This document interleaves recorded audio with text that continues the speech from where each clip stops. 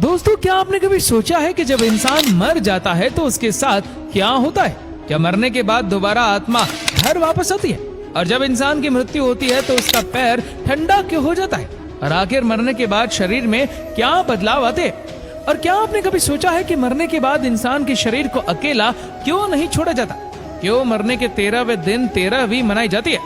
मरने के बाद आत्मा कहाँ जाती है और आत्मा के साथ क्या होता है? अगर आप भी इन्हीं सारे सवालों के जवाब जानना चाहते हैं तो चलिए फिर आज हम आपको बता देते हैं। हर कोई यही जानता है और यही मानता है कि जिंदगी एक बार मिलती है, लेकिन हकीकत तो ये है कि इंसान को मौत भी एक बार ही मिलती है। मरने के बाद इंसान को दोबारा कभी जिंदगी वापस नहीं मिलती। इसीलिए मौत का नाम सुनते ही लोगों के रोंगटे खड़े हो जाते, क्योंकि एक मौत ही ऐसी चीज है जो इंसान के सारे रिश्ते एक ही पल में तोड़ देती है।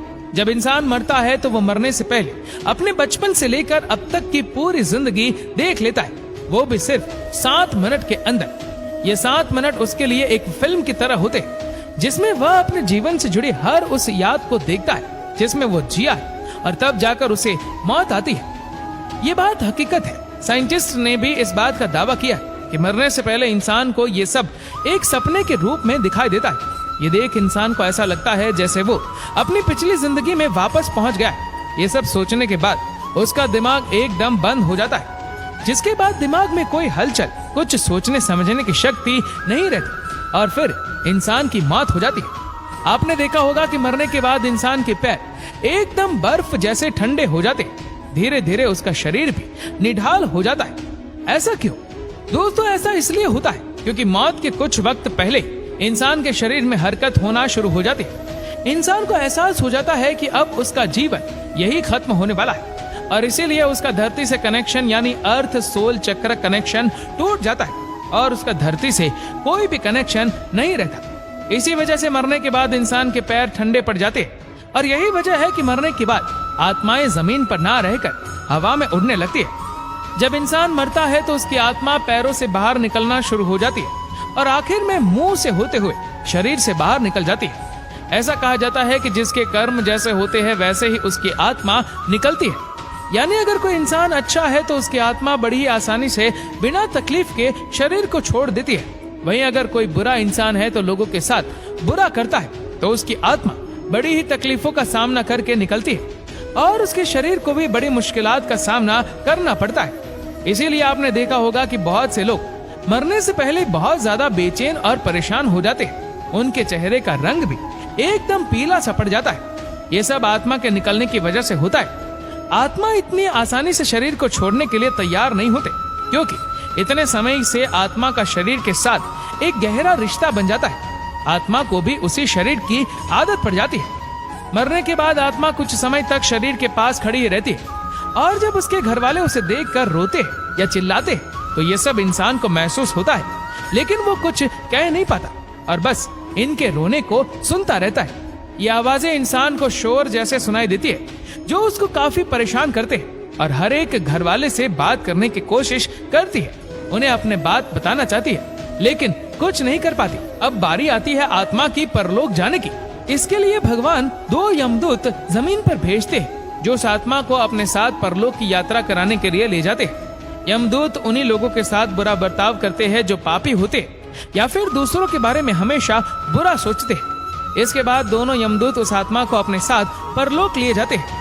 पहले इस आत्मा को एक गुफा से होकर जाना पड़ता है, और फिर बाद में परलोक का रास्ता दिखाई देता है। लेकिन इस रास्ते से पहले ही आत्मा को एक नदी जिसका नाम है बैतरनी, इस नदी को पार करना पड़ता है। इस नदी में पानी नहीं होता, बल्कि भड़कती हुई आग होती है। यहाँ पे इंसान के कर्मों का हिसाब होता है। जैसे जो कर्म करता है वैसे ही उसके साथ होता है। इसके बाद आत्मा को परलोक लाया जाता है, जहाँ यमराज उसका हिसाब करते हैं और चित्रगुप्त से उस इंसान के किए हुए कर्मों का सारा हिसाब मांगते हैं। चित्रगुप्त के पास हर एक इंसान का सारा लेखा जोखा होता है, जिन्हें वो यमराज के सामने रख देते हैं। अब यहाँ भी इंसान के कर्म ही उसका साथ देते हैं। अगर कर्म अच्छे होते हैं तो वो एक भला इंसान होता है, तो उसे स्वर्ग में भेज दिया जाता है। लेकिन अगर वो एक बुरा इंसान है जिसने धरती पर बहुत से पाप किए तो उसे नरक में फेंक दिया जाता है। नरक भी 36 तरह का होता है। ऐसे ही कुछ समय पहले एक आदमी मर गया था और उसे 2 यमदूत उठाकर अपने साथ ले गए। इस शख्स ने बताया कि जब मेरे अंदर से आत्मा को खींचा गया तो ऐसा लग रहा था जैसे किसी मुलायम कपड़ों को कांटों पर से खींचा गया हो। मुझे बहुत तकलीफ हो रही थी। उसके बाद मुझे परलोक ले जाया गया। वहाँ रास्ते में एक नदी पड़ी जिसमें आग और बहुत सारे कीड़े मकोड़े थे। मुझे उस नदी को पार करने के लिए कहा गया। अगर मैं उसे पार ना करता तो यमदूत मुझे मारने लगते। मैंने बड़ी मुश्किल से उस नदी को पार किया और फिर मैं परलोक पहुंचा, जहाँ एक बहुत बड़ा दरवाजा था। वो दोनों यमदूत बाहर रुक गए और मुझे अंदर भेज दिया। सामने यमराज बैठे थे। उनकी आवाज इतनी खतरनाक थी कि मेरे होश उड़ गए। उन्होंने यमदूत से कहा कि इसे क्यों ले आए, इसका अभी तक वक्त ही नहीं आया। और फिर मेरी आंखों पर पर्दा डाल दिया गया। जब मेरी आंखें खुली तो मैं अपने घर वालों के बीच था। ये एक सच्ची घटना है जो आज से ठीक 10 साल पहले पूरन सिंह के साथ हुई। ये सिर्फ एक ही घटना नहीं बल्कि साल दर साल साइंटिस्ट के सामने ऐसी बहुत सी घटनाएं सामने आती रहती है और न जाने कितने लोग मौत को छूकर वापस आ जाते हैं।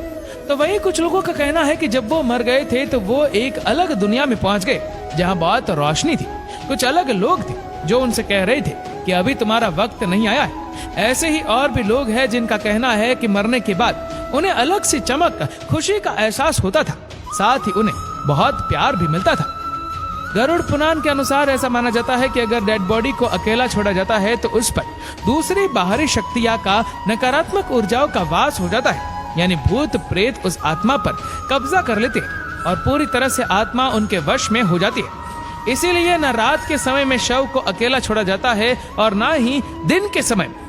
अब बात करते हैं 13वीं तक पिंड दान क्यों नहीं किया जाता, इससे आत्मा को क्या फायदा होता है। ऐसा कहा जाता है कि जब यमदूत आत्मा को दोबारा उसके घर वालों के पास छोड़ने जाते हैं तो आत्मा बहुत ज्यादा कमजोर हो जाती है, क्योंकि वो बहुत कुछ जेल कराई होती है और उसके अंदर इतना दम और ताकत नहीं रहता कि वह दोबारा परलोक जा सके। इसीलिए गरुड़ पुराण के अनुसार 10 दिन तक जो आत्मा के लिए पिंडदान करता है उससे अलग अलग शरीर के पार्ट्स की रचना होती है और ऐसा ही 13 दिन पिंडदान करने से उसकी आत्मा यमलोक जाने के लिए योग्य हो जाती है और ऐसे ही आत्मा मृत्यु लोक से यमलोक तक जाती है तो उसे 1 साल का समय लगता है। और इतने लंबे सफर के लिए 13 दिनों तक जो भी पिंडदान या क्रिया कर्मों किए जाते हैं वह उसके भोजन जैसा होता है, जिसके दम पर ये यमलोक का रास्ता पार कर सकते हैं। इसीलिए पिंडदान करना बहुत जरूरी होता है।